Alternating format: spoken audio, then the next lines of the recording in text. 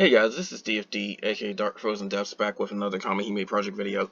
Now, this is going to be a two-part thing, and I can't do the second part until the game updates, because there's going to be a lot of different stuff I'm going to have to cover, so you'll see an update video, and that's going to basically give you ideas on what's popped into the game. But, this event is a Thunder event, and we've got a second version of Rahab, or it's hard to pronounce her name, but it's another it looks like a summer event actually, but it's another raid event, and it's going to have a heroic fight as well. I have a different thing to look at for heroic fights because one of the Discord mods to official has actually done the heroic fight on JP side, and he's got a good idea on what goes on in the fight. But there's also some stuff that's pointed out on this page too, and I'll mention that. But yeah, this heroic fight's going to be pretty interesting because I've said a few times before that there's going to be mechanics where if you screw up, you flat out die. And this is one of those cases because you'll see that mechanic. But that's only for heroic, and the raid event itself is going off of something completely different. But of course, being Thunder, Wind's got the advantage, and that's probably the main reason why I won't be doing heroic. And then on top of that, since it's a raid event, you can get help from other players as well, so remember that. Plus, with how they do this, you could still get a decent amount of magic jewels just by doing the little story quests. And you don't even need a rank requirement for that, so you get some free stuff even if you can't do the others. But the story quests are generally easy. As you can see, there's not much HP. It's like boss HP for new players, sure, but later on it's very easy to take out that much HP even in one single hit, regardless of what you do. But the usual applies. Do expert to get materials for Ragnarok and Ragnarok Plus. If you're opening a Ragnarok Plus, you need twice the materials, but it will give you both souls. It's just random on how much of each. You do need rank 51 to open up Ragnarok Plus. You need rank 16 to open up Ragnarok, and you need rank 6 to open up Expert. If you are very quick and very fast, you can get to rank 100 within a week. Or less. So there's that. However, you probably won't be prepared in order to deal with Ragnarok Plus or Heroic. So you'll need help with Ragnarok Plus, and Heroic probably not happening until Heroic Record later down the line. So that's something to know. Now, as for the fights themselves, this honestly isn't too difficult of a fight for Expert. The boss has 7,200,000 HP, 2 orbs before it uses its burst. The main thing is the fact that it'll put attack power up to itself at the last end of the fight. But other than that, you're mainly just dealing with AoE damage or large damage. This is easy because of the fact that you basically just use your damage cuts, use your debuffs, and you're pretty much fine. This is one of the easiest experts I've seen. The issue would be the attack power stacking when it gets to 30% or less HP, but at that point you can pretty much finish it off with a full burst or so.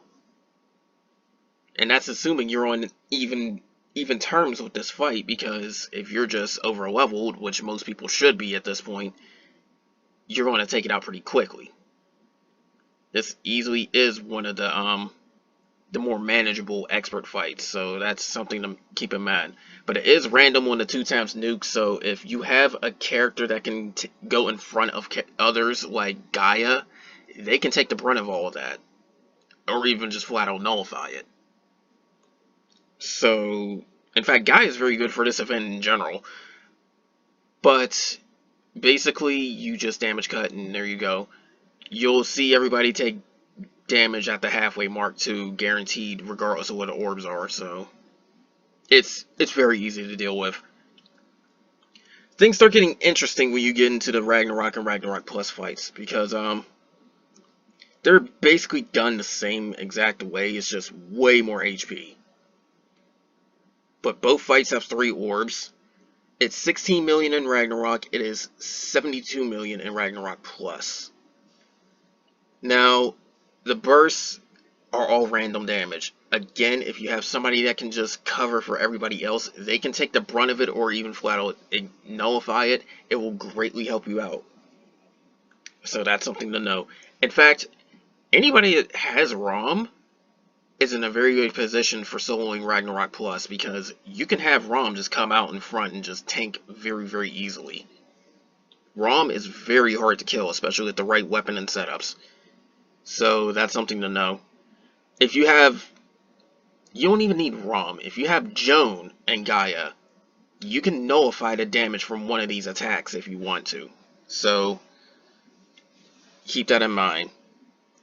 Now, the big thing with this, and eventually Heroic as well, there's a lock-on mechanic that this boss will do. The very first action it takes, it will put a lock-on mechanic on one character. They will take damage after every burst or trigger. So that's the thing with that. It's going to deal an additional non-attribute damage of 1,000 for Ragnarok. Ragnarok Plus is going to be more. It's like 1,500. But the thing is, it's basically DOT. Consider it as DOT. Now, I'm not sure if you can remove that. It does say permanent and non-release, so I don't think you can remove that. But again, it's a more important factor in the next difficulty, which is Heroic. The big thing is that you're going to have your thunder resistance reduced, and it will be 4 turns each whenever it happens. Once at 65% HP remaining, and once at 35%. I don't know how much it is exactly, but if it's the same as Heroic, it's going to be a 20% reduction. And this will counterbalance if you have thunder resistance. So say you have 20% thunder resistance, that 20% thunder reduction, as in that reduction to thunder damage, it's going to get countered whenever these triggers happen. So that's something to know. The way buffs and debuffs work, if something has attack up and attack down at the same time, attack down is subtracted from the attack up. So that's essentially how it works. Gaia, for instance, has 20% thunder resistance along with her cut when she's awakened. So this is going to counter that thunder resistance. Another thing that can get it countered is the Kaisers, which you should be able to get at least 1 free copy if you haven't already. And the deal with that is that it starts off with a 30% resistance. So summoning that in order to help you reduce the damage you take. Yeah. But that's the general thing about this fight, is you're going to get nuked pretty hard randomly. And then at certain points, you're going to end up having that thunder resistance. The target thing isn't bad if you know how to keep your HP up. But the thing with some free win grids is the fact that there's a decent portion of them that use Pride. So hopefully your HP is not too low. Or you have some very high defenses in order to counter that. Now, Heroic, I'm not going to use all of this info, but I will point out some special stuff. 3 orbs, and it has 75 million HP.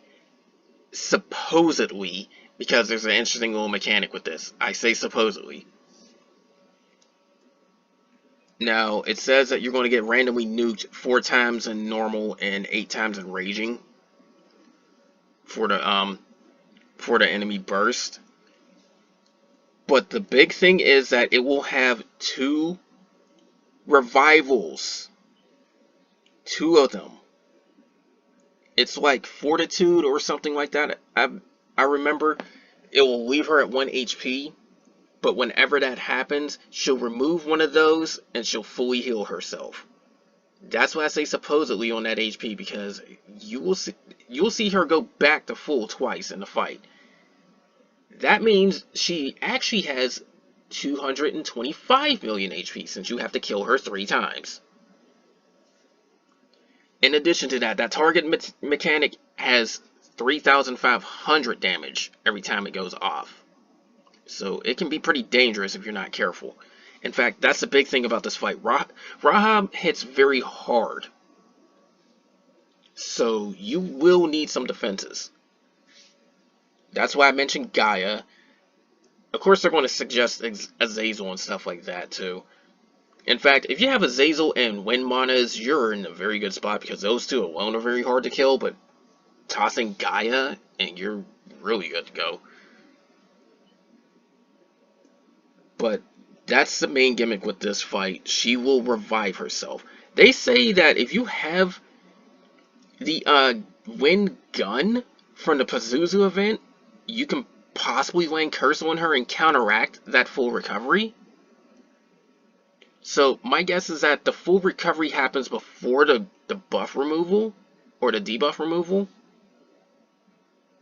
So you may be able to counteract that full recovery. It can be a cheese strat if you can land Curse. Another thing I was thinking about possibly landing on her is Zombie. But as far as I know, there's only like one method of Zombie. There might be more, but there's only one method of Zombie, and it's an R Kamihime on Dark. So you may have to sacrifice a character to get her in at the right time, because she won't survive no matter what. Her HP is likely going to be way too low, and she'll take a lot more damage and all that. There's ways to counteract that full heal, according to this wiki, so that's something to possibly look into. But like I said, I'll go over the heroic details a little bit later in more detail, because I have a different thing to look at for that. Now, of course, completing the event, you have to get 50 divine, 55 double in order to get the SSR stuff, if that's all you care about. But if you want the ticket fragments, as I call them, the 110 SSR pools, you will have to get 300 of both. So it's more or less decide how much you really want to go through the event, but my suggestion is that you get everything, because those SSR ticket fragments are a free way to get SSR guaranteed pools. So get those. Now then, as for the stuff you can get from this event, for some weird reason, they always seem to have a weapon that gives assault and defender. This time it is large defender and small assault. But that seems to be the norm for these raid events now, so it can be a decent weapon to start you off, but you're probably going to replace it later, especially considering that full guns exist. And that's the other thing I have to say about this ability performance gun right here too. I wouldn't really worry about it too much. Elaborate is kind of helpful with certain builds, but we're going to have a grindable version of that. And if I'm correct, that grindable version happens the same time as this event starts, so don't worry about the SR weapons entirely. The SSR axe, though, decent if you're starting off, but later on you're going to replace it. In fact, there's a grindable version of this that Final Limit breaks. I don't know if it's an axe, but it does have large defender and small assault that goes into Final Limit break territory, so this weapon is going to get replaced one way or another. As for the Adon herself, she can put defense down. That alone makes her kind of viable, because of the fact that you can get Idolin debuffers to help you get to that 50% cap. So remember that. But she also has an interesting little gimmick of having 40% elemental attack and 10% defense towards lightning characters or thunder characters. Sometimes it says lightning or thunder, you can call them either way. But That makes you a little bit tankier on your Thunder team, which should be considered because some players mention that they feel like they don't have enough Thunder HP when they go after the free grids that you should try to aim for. That's understandable, and depending on your characters, you may not have the ability to tank that anyways. I mean, there are some pretty tanky Thunder characters, and Dion makes a very good healer, but this can help you survive a little bit better. Now, as for the missions, same stuff as before. You help a certain amount of times, you'll get energy seeds. If you start your own raids enough times, you'll get half elixirs. Don't worry about those too much because you naturally get a lot of those anyway. You have to solo Expert with R Kamihime, have to solo Ragnarok with Fire Kamihime, and just solo Ragnarok Plus in order to get extra raid tickets. And my suggestion is to try and do these because the amount of raid tickets you can get has been reduced since they've started doing the heroic difficulty stuff. So it actually helps you out because those raid tickets can pull for different things. Like, I think magic jewels are still in there, but at a very low rate. I've heard different stories about it, but don't really expect too much on that one. But they do give you a crap ton of plus weapons and plus Eidolons, so that's a very good time to grind for those. I just mentioned that the energy seeds, those are in there too. The rate of pulling extra SSR stuff is also pretty high here too, and it would make for some very good Eidolon orb and even skill leveling fodder, so there's that.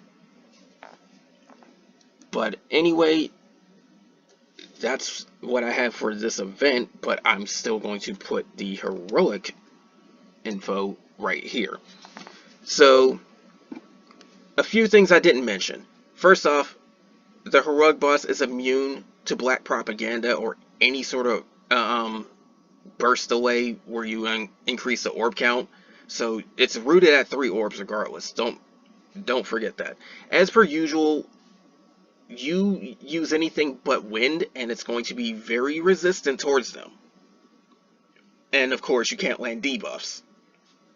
That makes the thing with I mentioned with the zombie even worse because dark character, they're going to fall under this. And the fact that there are rarity means their stats are low too, so the only real use for her is her zombie effect, and it even puts zombie on your whole team too, so you'd have to have some way to counter that. So that zombie strategy is very risky, very, very risky. But if it pays off, then you probably could prevent her from fully healing herself. Apparently, when she dies, it's the debuff removal happens after the full recovery. So there's that. But first turn AoE damage and is pretty high, and the target debuff goes to one character. However, what makes this different is the fact that anytime you use an Eidolon, it happens again.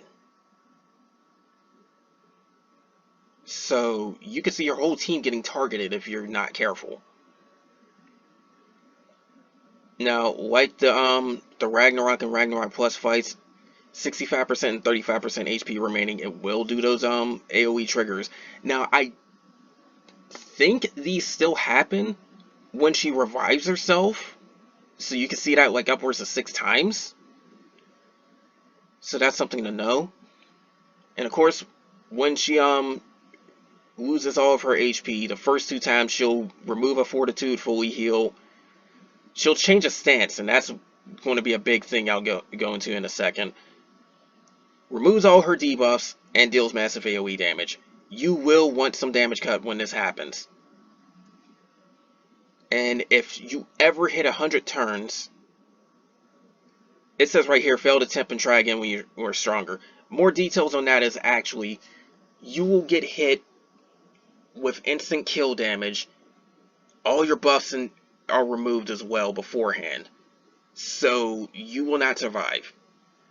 You're just screwed. It is going to be a mechanic for pretty much all the heroics now. You will die. And there's nothing you can do about it. So you have to end this fight within 100 turns. Essentially, that's dealing with each phase of it 33 turns or less on average. Now, it says that after every 3 to 5 turns or whenever a trigger goes off, the target debuff will start taking out some of your HP. And it is very depending on the stances. First phase of the fight, any ability damage you do is greatly reduced. I don't know about how much, but that pretty much means avoid using ability damage for wiping out her HP. Then when it gets into her first revival, burst damage is greatly reduced. Her second revival, normal attack damage is greatly reduced. This does make you have a strategy of having multiple methods of dealing damage. At least 2 methods of dealing damage is going to be needed for this. Now, I've seen a screenshot of this person's team on the Discord. I didn't save it. They did have Medea for one of them, and honestly, you can see some use for her in this fight because of the fact that she'll have the cooldown removal, which will really help you towards reducing the damage you take. And then on top of that too, she's got the ability damage in the bag. Like, she'll easily shell out a very good amount of ability damage. So she can be pretty helpful for this, but my suggestion easily will be Romorus Kleptus, because you'll really need the healing for all of that. If you want a viable option for dealing damage to Paracelsus, or it's hard to pronounce her name, but Paracelsus, she'll be very helpful for this. A lot of people started liking Parashurama, and I can see her having some use as well. I can even suggest Caspar because of the fact that Caspar can heal while putting up a defensive buff and an offensive one. So you've got plenty of options. But absolutely have Gaia for this fight. My suggestion is to absolutely have Gaia. If you want to risk getting nuked, you can try having a Kaiser, but I would suggest having the max limit break Kaisers in order to deal with this, because you want to reduce the damage you take as much as possible, and they give a 50% thunder resistance. Like the Wing Kaiser, she'll give a 50% thunder resistance, along with a 50% elemental attack buff. So yeah, half damage from the Kaiser is pretty strong. Another one that can also help you out, who also happens to be Wind, Genbu.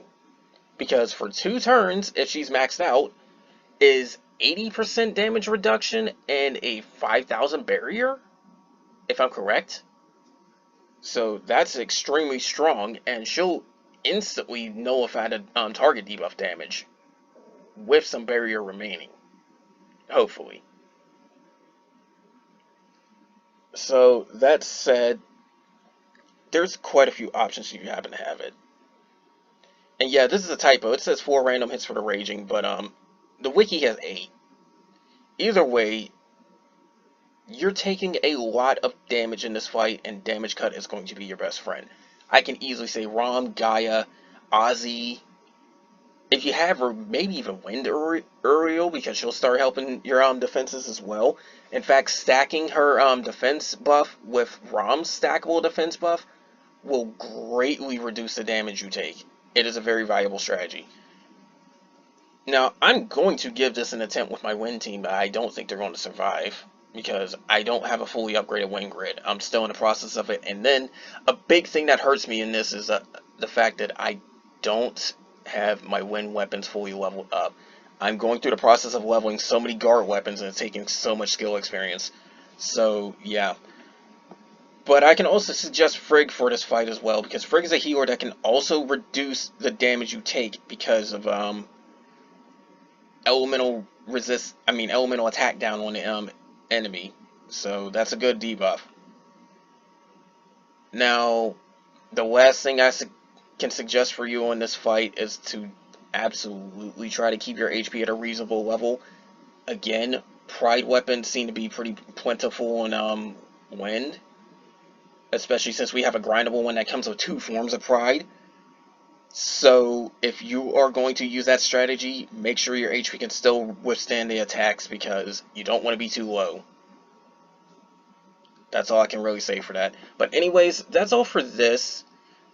More of this is definitely going to come soon, and you'll see another video within a short time frame, because remember, there's a major update coming, and it has grindable weapons that can final limit break. That it should definitely be there. But there's other stuff that might happen too. I think we might actually get more orbs to use as well, which will give weapons a chance to turn into plus orbs and skill orbs and stuff like that. I don't know if that's this update or if that's the September update, but either way, there's a lot of stuff coming. Expect that on all the global versions, and I'll have a video of that when I get a lot more detail on what's been updated, because again, I don't know what's fully been updated or not for this massive one.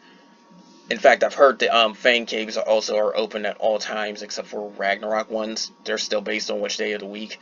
So that's something else to look forward to at some point. But anyways, that's all for this. More to come soon, and take care.